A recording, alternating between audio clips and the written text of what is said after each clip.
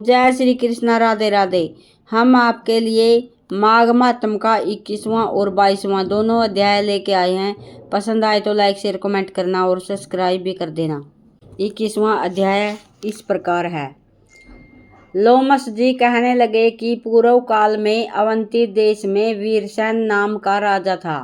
उसने नर्मदा के किनारे राजसूय यज्ञ किया और अश्वमेध यज्ञ भी किए, जिनके खंभे सोने के बनाए गए। ब्राह्मणों को अन्न का बहुत सा दान किया और बहुत सी गौएं, सुंदर वस्त्र और सोने के आभूषणों से युक्त दान दी। वह देवताओं का भक्त और दान करने वाला था। भद्रक नामक एक ब्राह्मण, जो अत्यंत मूर्ख, कुलहीन, कृषि कार्य करने वाला, दुराचारी तथा अधर्मी था। वह भाई बंधुओं से त्यागा हुआ इधर उधर घूमता हुआ देव यात्रियों के साथ प्रयाग में आया और माघ में उनके साथ 3 दिन तक स्नान किया। वह 3 दिन में ही निष्पाप हो गया। फिर वह अपने घर चला गया।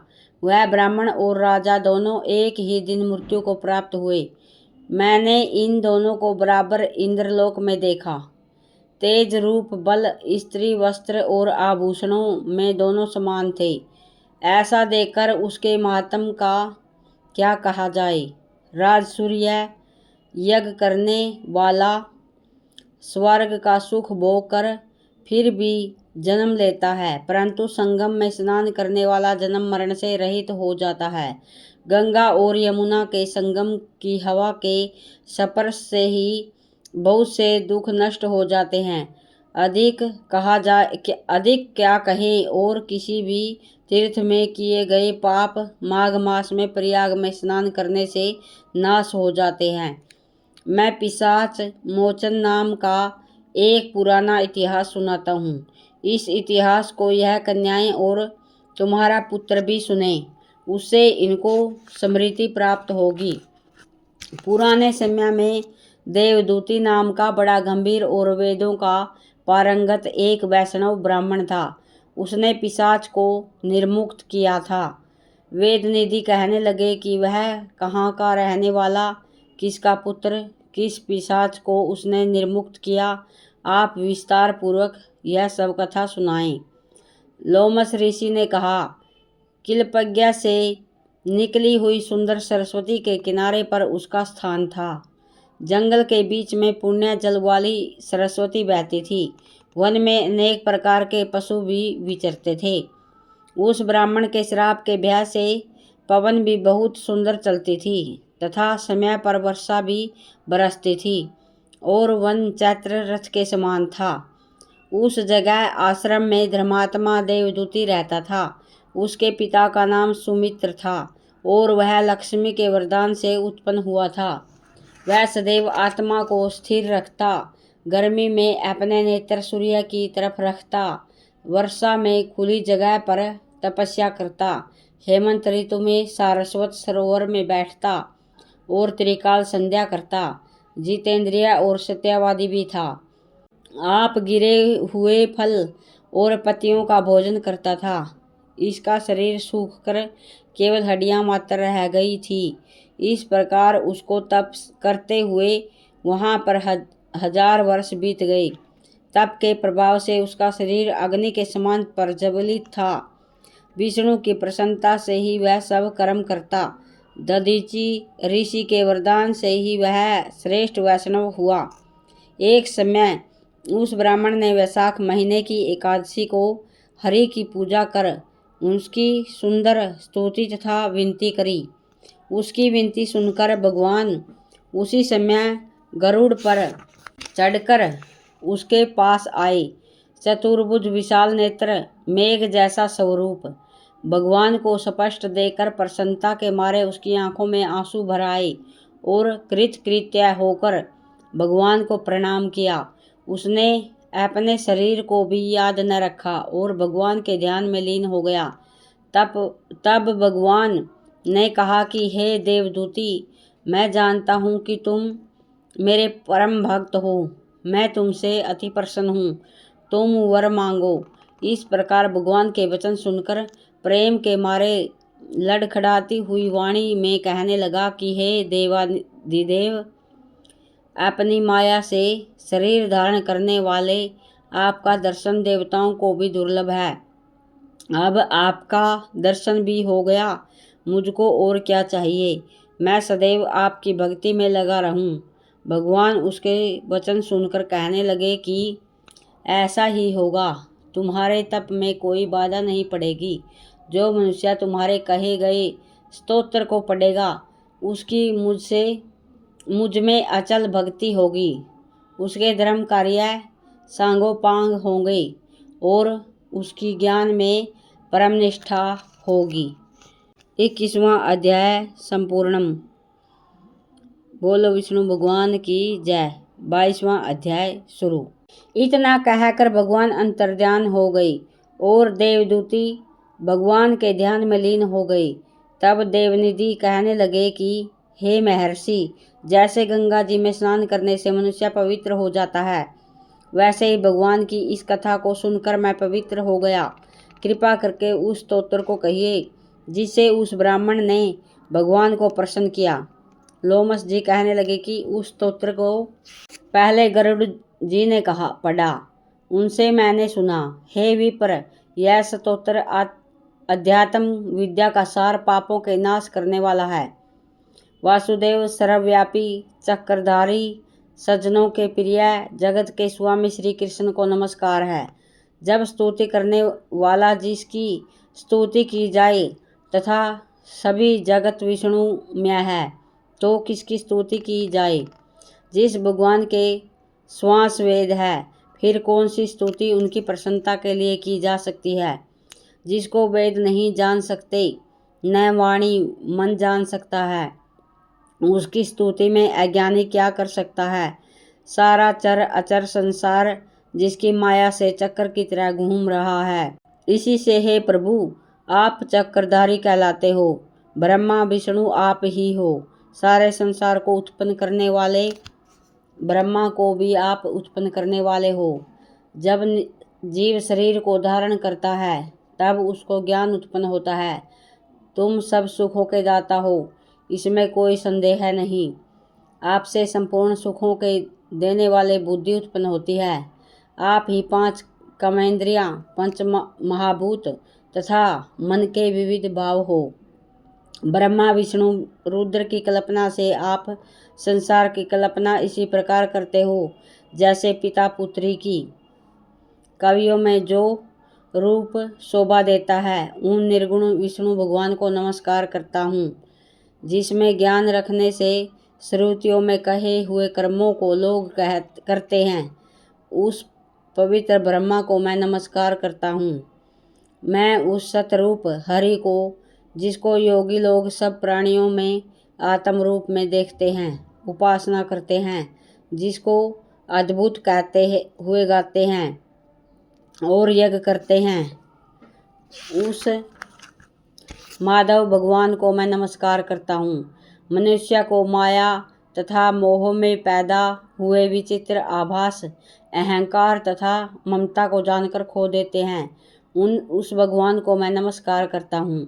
संसार में मनुष्यों के मोह रूपी वायु में सदा भभकने वाली ज्वाला आपके चरणों कमल की छाया पहुँचने से नहीं जलाती, जिसके स्मरण मात्र से मोह, अज्ञान, रोग, दुख दूर हो जाते हैं, उस अनंत रूप को नमस्कार करता हूँ।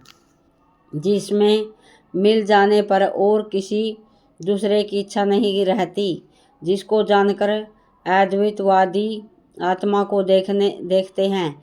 यदि विष्णु शब्द का अर्थ और उसके विषय का ज्ञान एक ही होता, तो इस सत्य से हे माधव, इस संसार की माया में फंसकर तेरे ही ध्यान में रत रहता।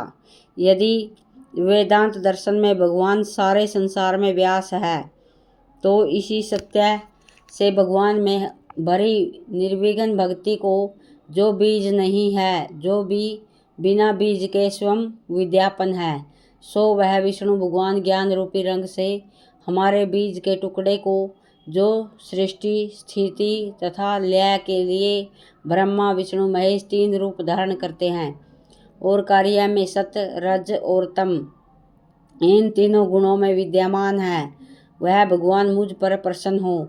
जो प्राणियों के हृदय रूपी मंदिर में निर्मल देव वास करते हैं, वह भगवान मुझ पर प्रसन्न हो। जो अविद्यापूर्ण संसार का त्याग करता है, जगत में आप हो, आपका बनाया हुआ विश्व आनंद करता है, आपके त्याग करने पर अपवित्र हो जाता है, उसका साथ करने पर भी तुम बिना साथ के बने रहते हो। विकार रहित जिसके चार्वाक पंचभूत योग से पैदा हुआ चैतन्य मानते हुए उपासना करते हैं। जैन लोग आपको शरीर का परिणाम मानते हैं और सांख्यवादी तुम्ही को प्रकृति से परे पुरुष मानकर ध्यान करते हैं। जन्म इत्यादि से रहित चैतन्य रूप सदा आनंद स्वरूप उपनिषद जिसकी महिमा गाते हैं। आकाश आदि पंच महाभूत देह मन बुद्धि इंद्रियां सब कुछ तुम ही हो, तुमसे अलग और कुछ नहीं। तुम ही सब प्राणियों के उत्पन्न करने वाले हो और मुझको शरण देने वाले हो। तुम ही अग्नि रवि इंद्र होम मंत्र क्रिया तथा फल सब ही हो। कर्म के फल देने वाले बैकुंठ में तुम्हारे सिवाय कोई नहीं है। मैं तुम्हारी ही शरण हूँ। सब प्राणियों के हेतु तथा उनको शरण देने वाले तुम ही हो। जैसे युवा पुरुष की युवती में और युवती की युवा में प्रीति होती है, वैसी मेरी प्रीति तुम हो। जो पापी भी आपको प्रणाम करता है, उसको यमदूत ऐसे नहीं देखते जैसे उल्लू सूर्य को।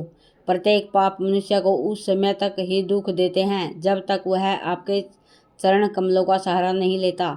जिसको गुण जाति तथा धर्म को स्पर्श नहीं कर सकते तथा गतियाँ भी स्पर्श नहीं करती, जो इंद्रियों के वशीभूत नहीं है, जिनका बड़े बड़े मुनि लोग साक्षात नहीं कर सकते, उस भगवान को मैं नमस्कार करता हूँ।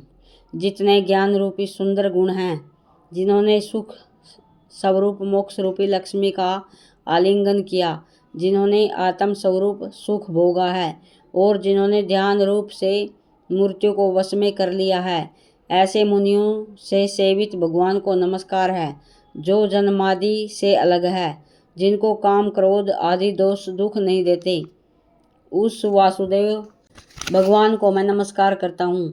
जिसके ज्ञान की गति से अविद्या रूपी मल शुद्ध हो जाता है, जिसके ज्ञान रूपी शस्त्र से संसार रूपी शत्रु का नाश हो जाता है, उन दुखों के नाश करने वाले भगवान को मैं नमस्कार करता हूँ।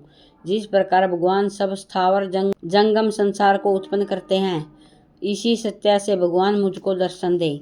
इस प्रकार उसकी सच्ची भक्ति देकर भगवान ने प्रसन्न होकर उस ब्राह्मण को दर्शन दिए और उस ब्राह्मण की स्तुति से प्रसन्न होकर तथा उसको वरदान देकर भगवान अंतर्ध्यान हो गए और वह ब्राह्मण कृतकृत्य होकर भगवान में लीन हो गया और शिष्यों के साथ स्तोत्र पढ़ता हुआ तपोवन में रहने लगा। जो कोई स्तोत्र को पढ़ता है अथवा सुनता है, उसकी बुद्धि पाप में नहीं लगती और न ही बुरा फल देखता है। इसके कीर्तन से मनुष्यों की बुद्धि मन तथा इंद्रियां स्वस्थ होती है। जो भक्ति पूर्वक इसके अर्थ को विचार कर इसका जाप करता है, वह वैष्णव पद को प्राप्त होता है। उसके सदैव पढ़ने से मनवांछित कार्य सिद्ध हो जाते हैं। मनुष्य सुपुत्र पाता है तथा धन पराक्रम और चिरायु प्राप्त करता है। इसके पाठ से बुद्धि धन यश कीर्ति ज्ञान धर्म बढ़ते हैं। दुष्ट ग्रहों की शांति होती है। यह व्याधियों व अनिष्टों को दूर करता है, दुर्गति से तारता है। इसके पढ़ने से सिंह व्याघ्र चोर भूत देव पिशाच और राक्षस का भय नहीं रहता। जो भगवान का पूजन करते हैं, इस स्तोत्र को पढ़ता है, वह पापों से ऐसे ही अलग रहता है जैसे जल पंख से कमल। जो गति गंगा आदि के स्नान से मिलती है, जो इस स्तोत्र का एक काल 2 काल या 3 काल तक पढ़ता है, वह अक्षय फल प्राप्त करता है। जो मनुष्य प्रातःकाल इस स्तोत्र का पाठ करता है, वह इस लोक और परम लोक में अक्षय सुख पाता है। वेद दूती का बनाया हुआ यह स्तोत्र भगवान को अत्यंत प्रिय है और भगवान के दर्शन कराने वाला है। योग सागर नाम का यह स्तोत्र परम पवित्र है। जो कोई भक्तिपूर्वक इसको पढ़ता है वह विष्णुलोक को जाता है। आप पिशाच के मोक्ष की कथा कहते हैं। 22वां अध्याय संपूर्णम। बोलो विष्णु भगवान की जय। बोलो शिव शंकर महादेव की जय।